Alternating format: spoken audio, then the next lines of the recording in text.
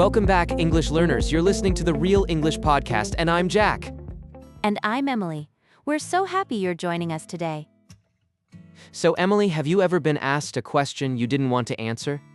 Oh, definitely. Like when my boss asks if the report will be done tomorrow? Exactly. What do you usually say to a tricky question like that? I usually say something like, I'm looking into it right now. That's a perfect example of today's topic. We're talking about strategic ambiguity. Strategic ambiguity. That sounds like a secret agent skill. What is it exactly? It just means using non-committal language. You use words that are intentionally imprecise. Right? I see. It's a great way to buy time before giving a final answer. It really is. Giving a simple yes or no can sometimes be very risky. Yeah, especially at work. You want to manage expectations without making false promises. That's exactly why this topic is so important for advanced learners. Totally. You need complex grammar to soften your commitments in real conversations. Have you used this skill recently outside of work? Well, my friend asked if I was going to her party this weekend.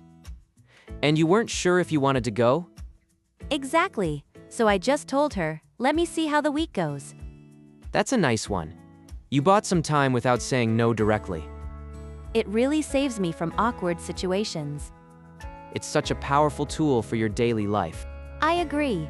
Let's move to the vocabulary preview to learn some key phrases. Tentative. So, what does this word mean in our context today? It means something isn't final. It's subject to change. Right, like a tentative schedule. Have you used this lately? Yeah. I told my manager my project deadline was tentative. That's a smart move. Why is that helpful?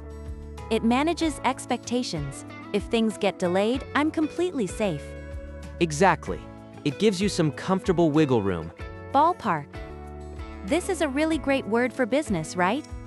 Oh, absolutely. It basically means a rough estimate. Right. Not an exact number, like a ballpark figure. Do you use this expression very often at work? All the time, especially when someone asks about a budget. Yeah, giving a ballpark keeps you from making a hard promise. Exactly. You give them an idea, but you stay flexible. It's a really perfect example of strategic ambiguity. Stall. What exactly are we doing when we stall? We're delaying things. We're trying to buy some more time. Yeah, we aren't saying yes or no just yet. Have you ever stalled a tricky social invitation? Definitely. I usually say I need to check my calendar. That's the classic stall tactic. Why do we do that? Sometimes we're just waiting for a better weekend offer. That's so true. We just don't want to commit. Well, we'll hear all these words in action very soon. That's right. Let's move on to the dialogue section next.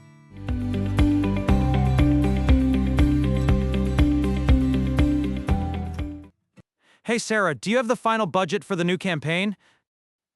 Not quite yet, Mark. We only have a tentative plan right now. Really? I need a firm number for the board meeting tomorrow.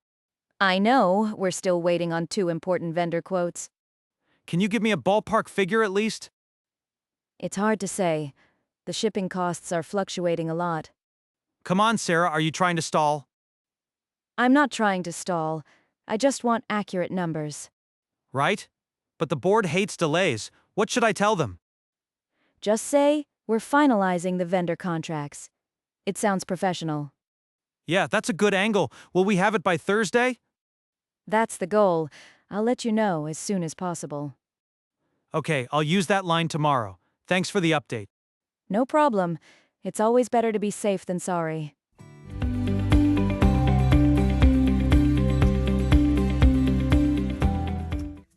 Welcome back to the language breakdown section. That dialogue was full of great phrases, right? Exactly. They used some clever words to avoid giving a direct answer. Yeah, we call that strategic ambiguity. Have you ever done that, Emily? Oh, absolutely. I do it when I need to buy some time. Me too. Let's look at the first word from the conversation. The word is tentative. The manager mentioned a tentative plan. That is a really useful word for advanced learners. It means something is not fully decided yet. right? It is like saying, this plan might change. Exactly. You can have a tentative schedule or a tentative agreement. Why do we use it in business? It protects you if things fall apart later. Good point. Next up is ballpark. They asked for a ballpark figure. I love this one. It comes from baseball, right? Yeah, it means an approximate number. It's not an exact amount. So, if a client asks for a price, you give a ballpark figure. That's right. You don't want to promise a specific cost too early. Have you ever given a bad ballpark estimate? Oh yes, I guessed way too low once. It was a mess. Yikes. That's why you have to be careful. What is our third word today? The word is stall. The boss thought someone was trying to stall. To stall means to delay things on purpose. Right. You stall when you don't want to make a decision yet. I see people stall in meetings all the time, do you? Definitely. They ask for more data just to stall the project. That's a classic move. Finally, we heard the phrase finalizing the vendor contracts. Finalizing is a great action word.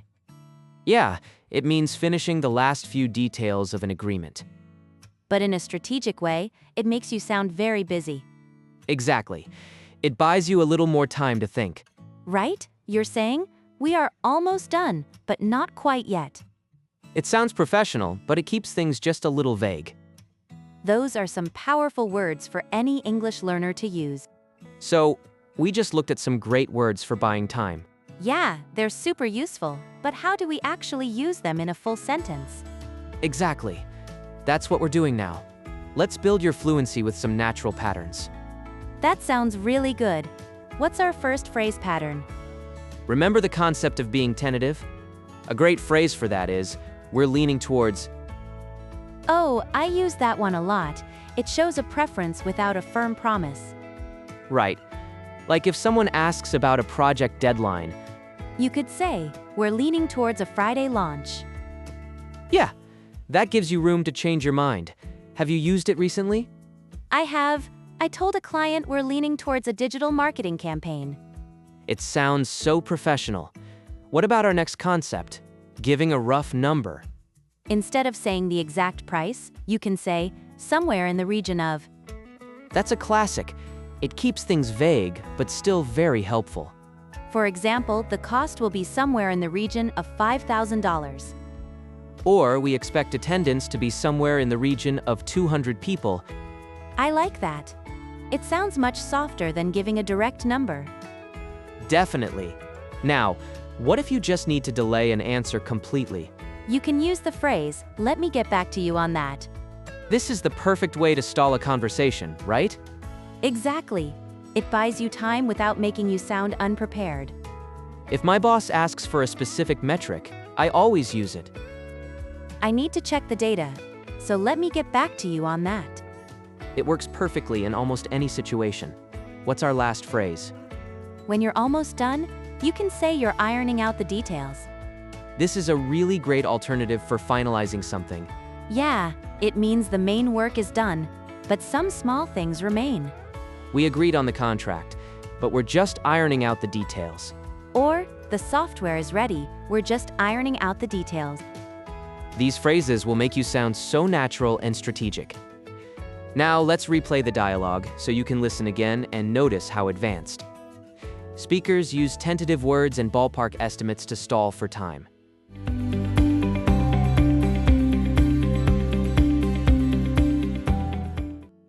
Hey Sarah, do you have the final budget for the new campaign? Not quite yet, Mark. We only have a tentative plan right now. Really? I need a firm number for the board meeting tomorrow. I know, we're still waiting on 2 important vendor quotes. Can you give me a ballpark figure at least? It's hard to say. The shipping costs are fluctuating a lot. Come on, Sarah, are you trying to stall? I'm not trying to stall. I just want accurate numbers. Right? But the board hates delays. What should I tell them? Just say, we're finalizing the vendor contracts. It sounds professional. Yeah, that's a good angle. Will we have it by Thursday? That's the goal. I'll let you know as soon as possible. Okay, I'll use that line tomorrow. Thanks for the update. No problem. It's always better to be safe than sorry.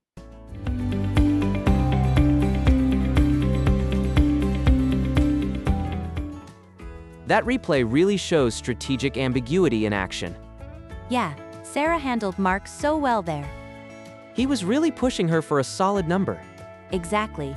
Have you ever been in Sarah's position? Oh, definitely. I hate giving estimates before I have the facts. It's so risky. If you guess wrong, you look bad later. Right. That's why those stalling phrases help so much. I really loved how she said they were finalizing contracts. Me too. It sounds much better than just saying you don't know. Now it's time for you to practice these phrases. We want you to speak out loud with us today. We have chosen a few key lines from the dialogue. Sarah will read each phrase for you. Just listen closely and repeat right after her. Try to copy her tone and her pacing too. We only have a tentative plan right now. We're still waiting on 2 important vendor quotes. It's hard to say.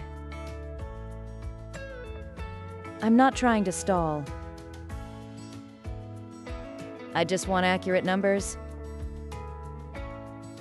Just say we're finalizing the vendor contracts.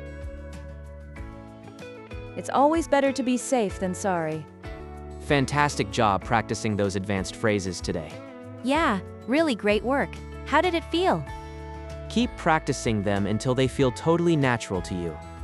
You will sound so much more professional at work. Before we go, we want to say a huge thank you. Yes, thank you for listening and learning with us.